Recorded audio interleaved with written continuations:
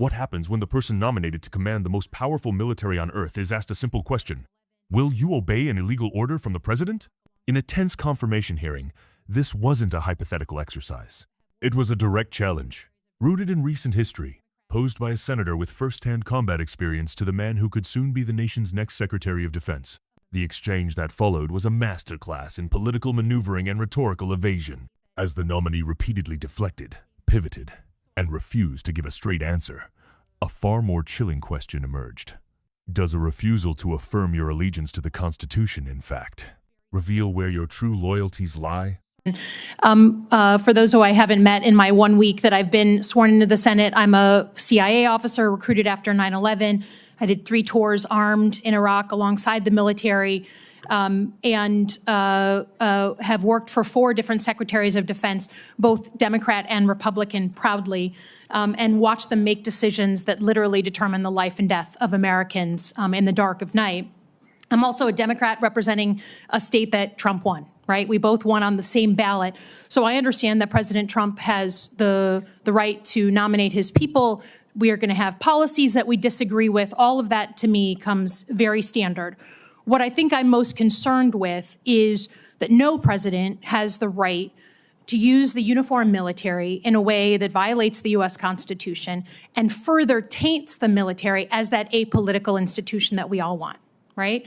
And our founders designed the system so that, we had posse comitatus, that we weren't going to use active duty military inside the United States and make American citizens potentially scared of their own military. We went through our own experience with that with the British. As the Secretary of Defense, you will be the one man standing in the breach should President Trump give an illegal order, right? I'm not saying he will, but if he does, you are going to be the guy that he calls to implement this order. Do you agree that there are some orders that can be given by the Commander-in-Chief that would violate the U.S. Constitution? Senator, thank you for your service. But I reject the premise that President Trump is going to be giving illegal orders. No, I'm not saying he will, but do you believe there is such a thing as an illegal order that Joe Biden or any other president, Donald Trump, could give? Is there anything that a commander-in-chief could ask you to do with the uniformed military that would be in violation of the U.S. Constitution? Senator, anybody of any party Right. could give an order that is against the Constitution or against the law. Right. Okay. So are you saying that you would stand in the breach and push back if you were given an illegal order? I start by saying I reject the premise that President Trump will be giving you've done your any genuflecting illegal to him, orders but at all. This isn't a hypothetical, okay?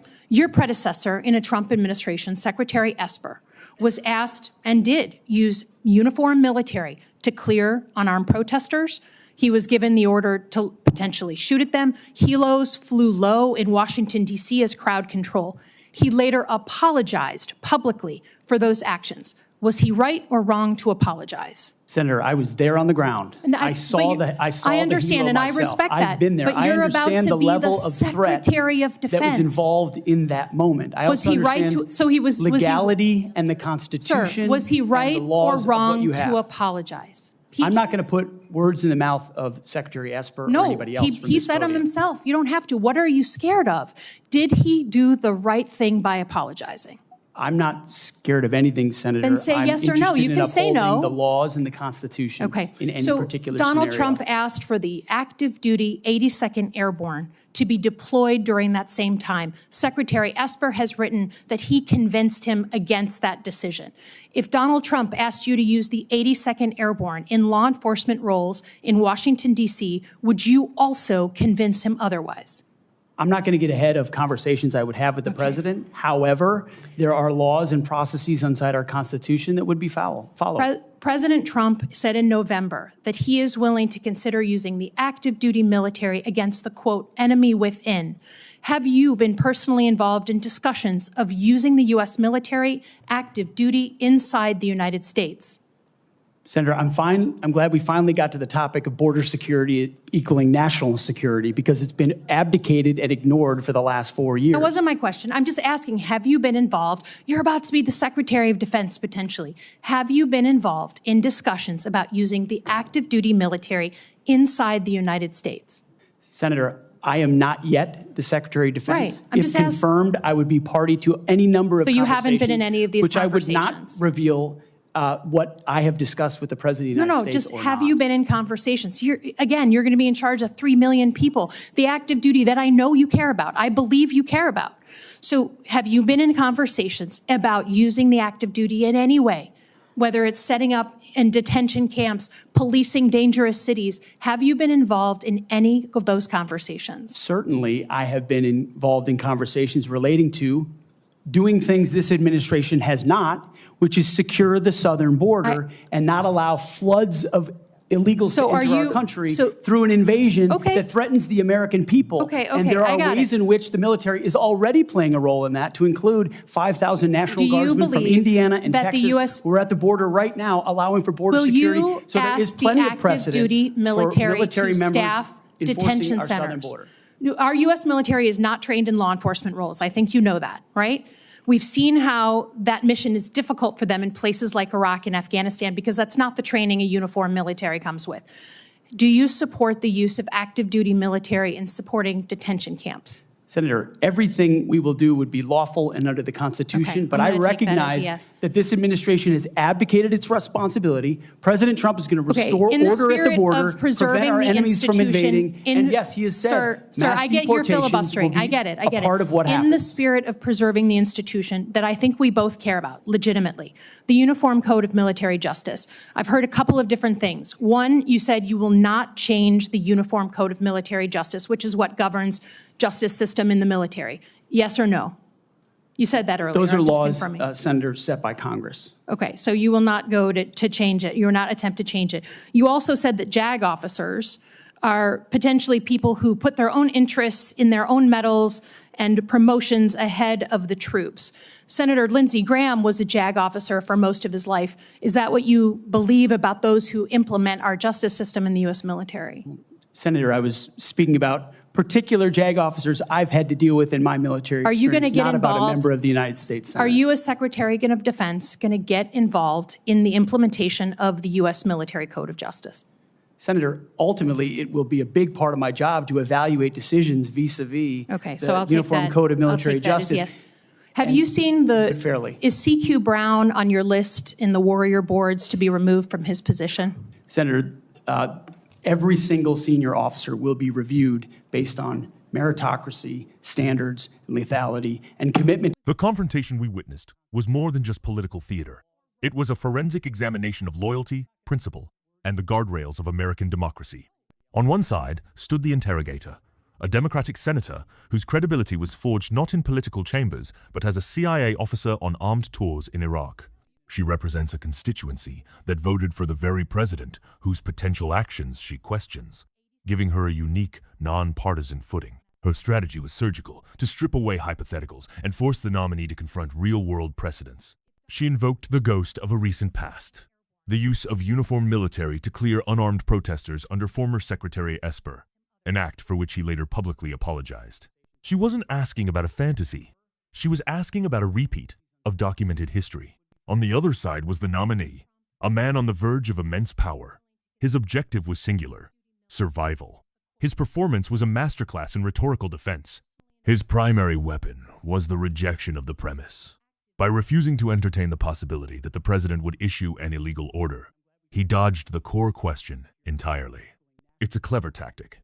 It feigns loyalty to the president while avoiding a direct answer about his loyalty to the Constitution. When pressed with the specific example of Secretary Esper, he refused to judge, stating, "I'm not going to put words in the mouth of Secretary Esper," despite the senator's retort that Esper had already spoken for himself through his public apology. The nominee's second key tactic was the pivot. When the senator cornered him, asking directly if he had been involved in discussions to use active-duty military inside the United States against the so-called enemy within, the nominee executed a jarring shift in topic. Suddenly, the conversation was about border security and an invasion of illegals. This pivot served two purposes. First, it completely evaded the dangerous question being asked. Second, it changed the subject to a political talking point guaranteed to resonate with his and the president's political base. It was a calculated deflection designed to transform a hearing about constitutional integrity into a rally about immigration. This entire exchange revolves around a central, terrifying theme: the conflict between personal loyalty to a leader and sworn duty to the law. The senator's fear, stated explicitly, is the tainting of the military as an apolitical institution. The founders established principles like posse comitatus precisely to prevent the American people from fearing their own military. The nominee's evasiveness suggests a willingness to blur these lines. His rhetoric about an invasion that threatens the American people dangerously conflates the role of law enforcement with the war-fighting purpose of the military, a distinction the senator noted the military itself struggles with, even in overseas conflicts. Furthermore, the nominee's ambiguous stance on the Uniform Code of Military Justice, or UCMJ, is deeply concerning. While claiming he would not seek to change the laws set by Congress, he was simultaneously forced to answer for past comments disparaging JAG officers, the very lawyers who implement military justice as self-interested careerists. This raises a critical question. How can one trust a leader to uphold a system he appears to hold in contempt? When he states that evaluating UCMJ decisions will be a big part of my job, it sounds less like oversight and more like a potential threat of interference. In the end, the nominee's refusal to answer the question was the answer. In a role where the single most important duty might be to say no to the president, his inability or unwillingness to even state that he would do so in a hypothetical scenario speaks volumes. He was offered numerous opportunities to affirm that his ultimate allegiance is to the U.S. Constitution. He declined every single time. The senator wasn't asking for a promise to be insubordinate. She was asking for a promise to be constitutional. The silence in response to that request is the loudest and most alarming signal of all. It suggests that the final check on presidential power may be unwilling to perform its duty, prioritizing political allegiance over the rule of law that all uniformed members and their civilian leaders swear an oath to defend. What do you think? Is this level of evasion acceptable for a potential Secretary of Defense? Let us know your thoughts in the comments below. And don't forget to like and subscribe for more in-depth analysis.